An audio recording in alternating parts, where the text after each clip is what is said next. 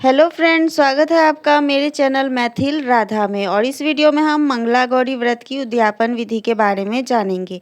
उद्यापन कैसे करते हैं, इसमें क्या क्या सामग्री चाहिए, अगर 16 सुहागिन स्त्रियां ना मिले तो क्या करें, ये सारी जानकारी इस वीडियो के माध्यम से मैं आप लोगों से शेयर करूँगी। तो प्लीज़ वीडियो पूरी देखें। बहनों, मंगला गौरी का व्रत सावन महीने में जो मंगलवार आते हैं उसमें रखा जाता है। सुहागिन स्त्रियों के लिए ये व्रत बेहद खास माने जाते हैं। कुंवारी कन्याएं भी अपने मनचाहे वर की इच्छा की कामना से ये व्रत रखती हैं। तो आइए जानते हैं मंगला गौरी व्रत का उद्यापन कैसे करते हैं।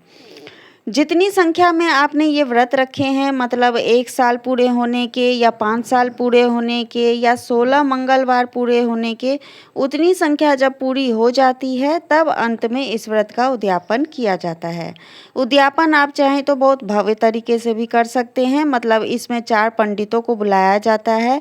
आप चाहें तो 4 पंडितों को बुला के काफ़ी विस्तार से भी मंगला गौरी व्रत का उद्यापन करा सकते हैं, या सिर्फ एक पंडित को बुला के भी सिंपल तरीके से उद्यापन करवा सकते हैं।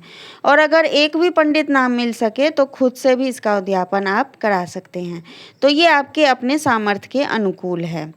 लेकिन अगर आप खुद से ही ये उद्यापन कर रहे हैं तो भी आपको पंडित के लिए वस्त्र सीधा, मतलब उनके भोजन के लिए कच्चे अनाज जैसे दाल, चावल, सब्जी, पापड़ इत्यादि निकालने होंगे, साथ में दक्षिणा अलग। तो उद्यापन वाले दिन स्नान के पश्चात पूरे 16 श्रृंगार करके तभी पूजा में हमें बैठना चाहिए। मेहंदी हमें एक दिन पहले ही लगा लेनी है और वस्त्र में भी लाल, पीले या हरे रंग के वस्त्र ही हमें पहनने हैं। आप पहले पूजा की सारी सामग्री एक जगह एकत्रित कर लें। बहनों, ऐसे हर मंगलवार जो हम मंगला गौरी का व्रत करते हैं उसमें अगर 1-2 चीज़ें कम भी पड़ जाएं तो कोई बात नहीं होती, लेकिन उद्यापन में हमें पूरी सामग्री चाहिए होती है। इसीलिए कोशिश करें सारी सामग्री पूरी हो। और जो 16 श्रृंगार हमें लेने हैं उसमें उद्यापन वाले दिन बिछुए ज़रूर होने चाहिए। पैरों में जो बिछिया पहनी जाती है उन्हें आपको माता मंगला गौरी के लिए ज़रूर रखना है। बहनों, उद्यापन जोड़े से करना सर्वश्रेष्ठ माना जाता है, इसलिए हो सके तो अपने पति को भी नए वस्त्र पहना पूजा में ज़रूर बिठाएं। मंडप तैयार करें, चौकी लगाएं, उस पर लाल कपड़ा बिछाएं, अष्टदल बना उस पर कलश की स्थापना करें। अब फूलों का आसन दें, शिव परिवार की फोटो या मूर्ति को स्थापित करें। गेहूं से षोडश मातृका बनवाएं, नवग्रह बनाएं, चावल के 9 छोटे छोटे ढेरी लगा उस पर सुपारी रख नवग्रह की पूजा की जाती है। आटे का दीपक 16 तार की बाती वाला रखें। सिलबट्टा रखें, दोनों पर हल्दी कुमकुम लगाएं। मिट्टी की गौरा को भी कलश पर स्थापित करें। उन्हें चुनरी ओढ़ाएं। 16 श्रृंगार की पिटारी 16 सुहागिनों को देने के लिए एक जगह रख लें। और माता गौरा को चढ़ाने के लिए भी एक अलग से सुहाग सामग्री ज़रूर रखें। बहनों, अब सबसे पहले चौमुखा दीपक प्रज्वलित करें, व्रत का संकल्प लें और पूजा आरंभ करें।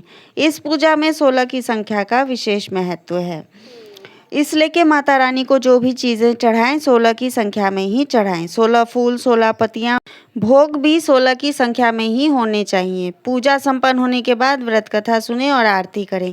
इसके बाद जो 16 सुहागिनें हमने बुलाई हैं उनके पैर धुलवाएं, आसन दें, उन्हें मीठा भोजन ग्रहण करवाएं और 16 सुहाग की पिटारी दान करें। इसके बाद पंडित के लिए भी दान दक्षिणा, वस्त्र, भोजन आदि की व्यवस्था करें या खुद से जाके दे आएं। आज के दिन भी आपको मीठा भोजन खा के ही रहना है। अगले दिन पूजा की चौकी हटाने के बाद ही आपको नमक ग्रहण करना है। अब बात करते हैं कि अगर मान लीजिए आपको 16 सुहागिनें नहीं मिल पा रही हैं तो क्या करें। अगर आपको 16 सुहागिनें नहीं मिल पाती हैं तो आप चाहें तो 4 या 8 की संख्या में पति पत्नी के जोड़ों को बिठा के भी खिला सकती हैं, या जितनी ही मिल पाती हैं उतनी को खिला दीजिए और बाकी किसी मंदिर में जाके दान कर दें।